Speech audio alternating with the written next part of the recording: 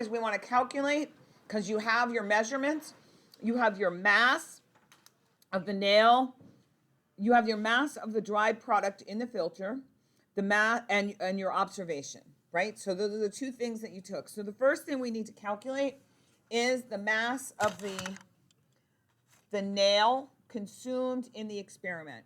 To find this, you're going to take the mass, the starting mass of the nail, which is way up here, and you're going to subtract off the mass of the remaining nail, which is here. So this is going to be the starting mass of the nail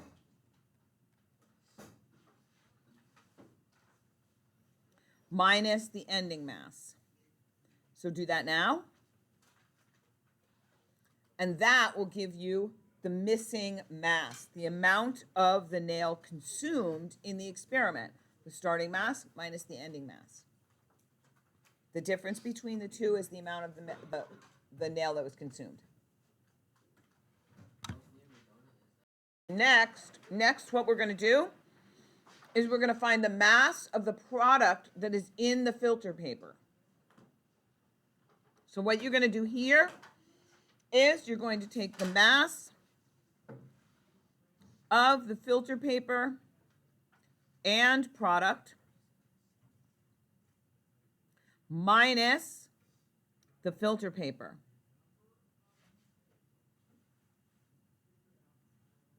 And when you do that, you're going to be left with the product alone, which is what you want, the mass of the product, okay? So you're going to do that next.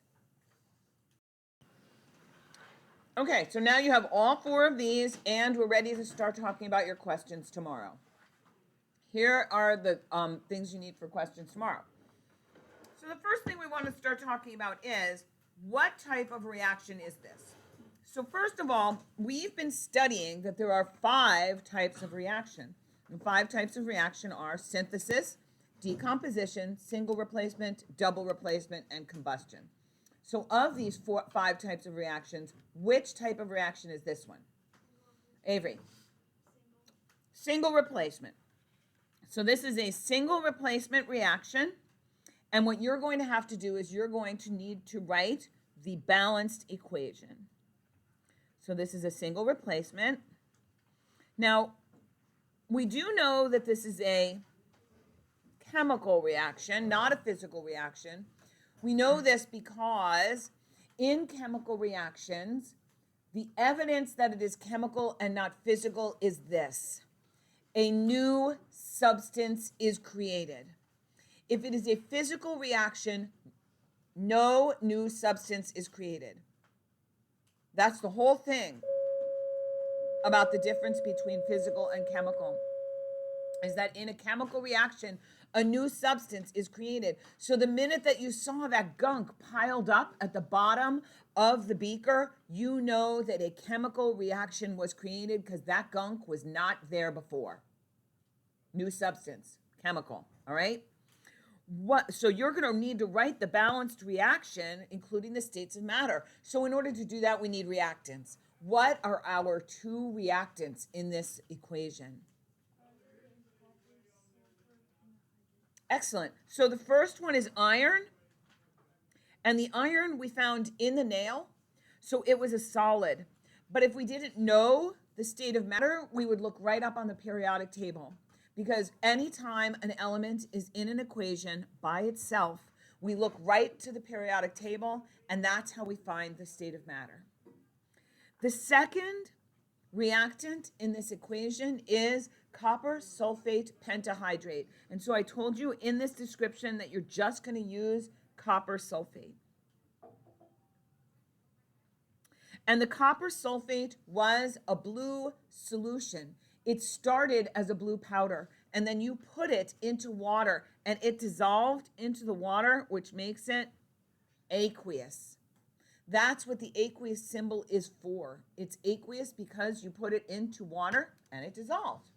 That's aqueous, all right? That is a state of matter. It's split up into its ions, okay? Now, just so you know, since iron has the possibility of being Fe+2 or Fe+3, see your polyatomic ions, I'm telling you that it's going to be the +2. I'm telling you that. That's a given, all right? Okay. There's no real way that you would know that, so I'm telling you that. All right, so you'll need that, and then what you're going to do is you're going to have to write the balanced equation, including the states of matter. Number 2, what are some indications that a reaction has taken place? You're going to need to think about what you saw, all right? And then write a full sentence describing what some indications are that a chemical reaction did in fact take place.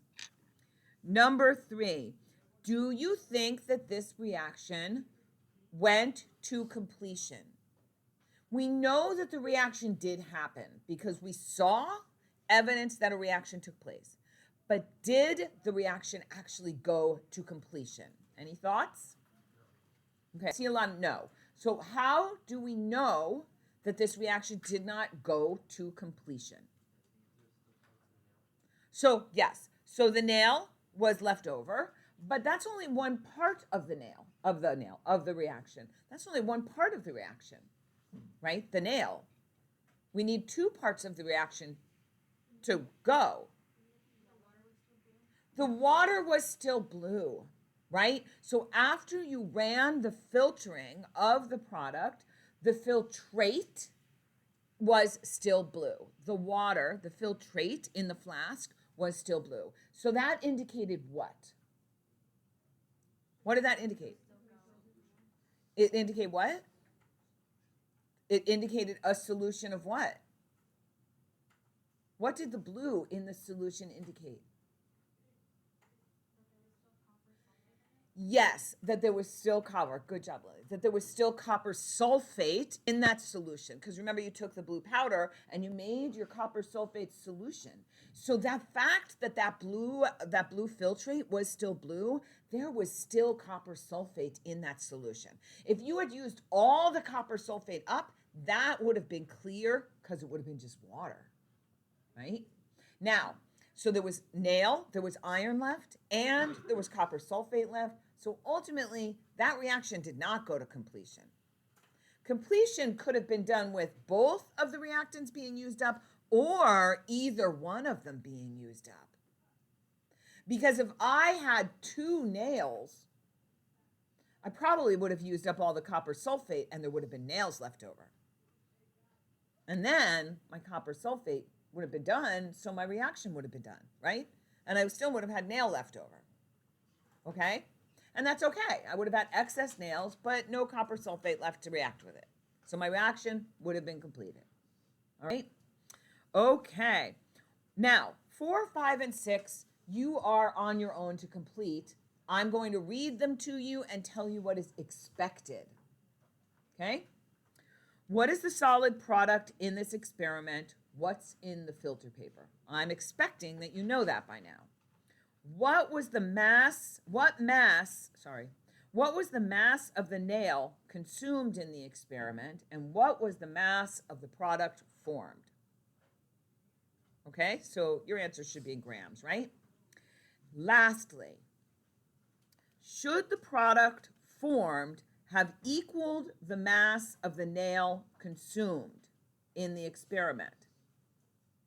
Give one reason why they should have been equal or why they should not have been equal.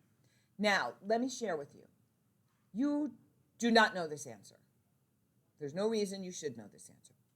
I want you to think about it. I want you to think, should the amount of the nail consumed be equal to the amount of the copper produced?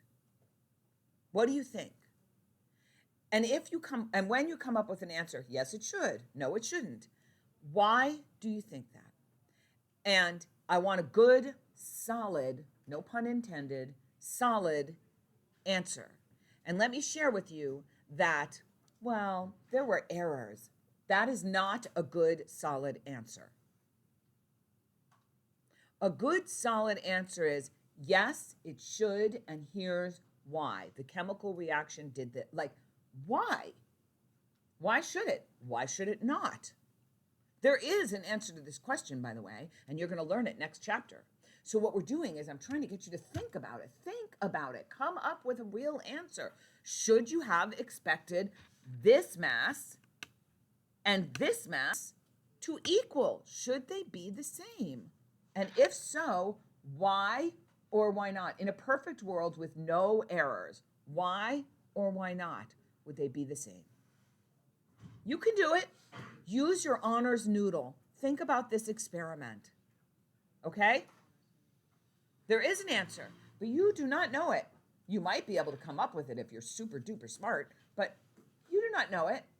Like if you super duper think about it, not if you're super duper smart, but if you super duper really think about it, you may be able to come up with it. But I'm not expecting you to get it right or wrong.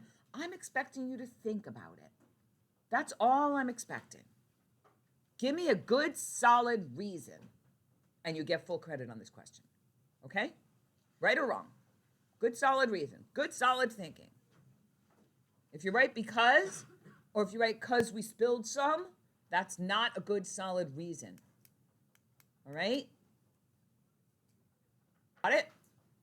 Okay.